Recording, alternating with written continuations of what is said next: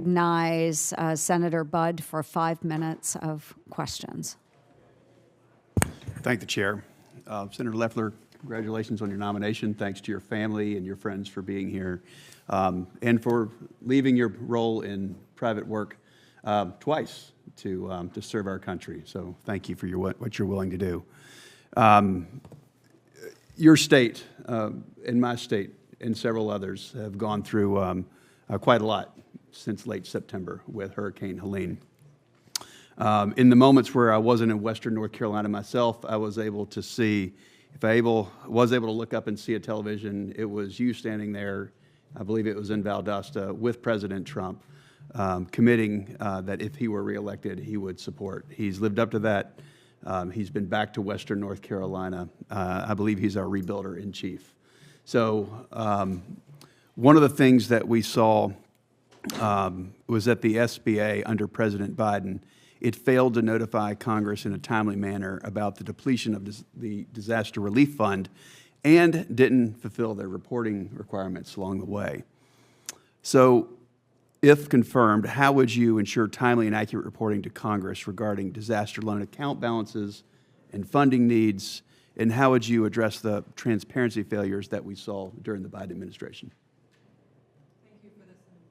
Thank you for this important question, Senator, and let me assure you my prayers are with the people of Western North Carolina. I know the President was there recently and is truly the rebuilder in chief, as are many private enterprises in your own state, Samaritan's Purse, and I thank them for their dedication across the Southeast, and my prayers are with the people of Georgia and all impacted. But let me say what happened on October 15th when Congress was shocked by the news that despite assurances 2 days earlier, the disaster relief funding had run out. Now, in business, this would never be tolerated, and we see examples of this everywhere within this agency that I know we're all trying to get our arms around and make a quick correction on. You have my commitment that we will ensure that disaster relief funding is there for hardworking Americans when they need it. And I look forward to your feedback on how the response has been so that we can strengthen the program and having the transparency so that this committee is routinely apprised of the status of the agency across all vectors that we're serving the American people on. Thank you for that.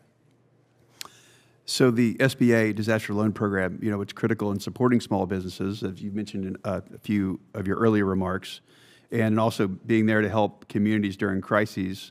But we have recent disasters like Hawaii, or for us, Helene, that really revealed a lot of real shortcomings in the SBA's management and oversight of its disaster loan portfolio. So these have led to funding shortfalls, lack of transparency, administrative inefficiency, that really hindered a timely disaster response and recovery. The people of Western North Carolina, I know of North Georgia as well, they felt these failures firsthand when they needed assistance most. Instead, they were left waiting due to the SBA's mismanagement during a time of dire need.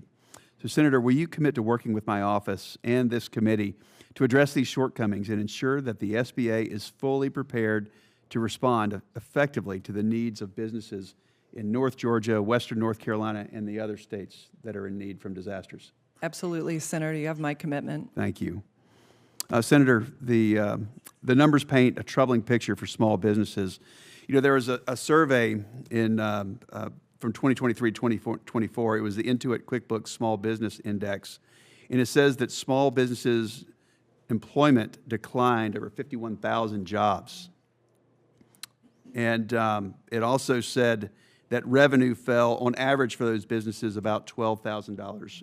That's a lot for a small business.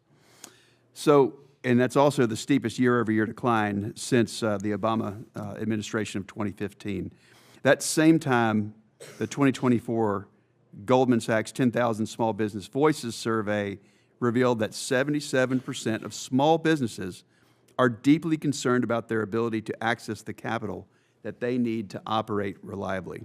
So as you know, small businesses, it makes up the bulk of our economy. I think President Trump has said small business is big business. Mm-hmm. So, and this level of decline is, I would imagine you would think as well, it's unacceptable.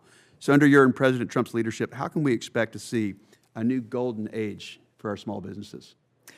Absolutely. Thank you for that question, because President Trump is restoring the golden era for all Americans by strengthening our economy, making our country more safe and secure, and ensuring wasteful taxpayer spending is not driving up inflation. Inflation is the #1 problem, not only facing families, but small businesses. They're looking at 20% higher costs on at least 10% lower revenues. That's an unsustainable situation for our employers who are putting it all on the line. And small businesses have my commitment that I will have their back.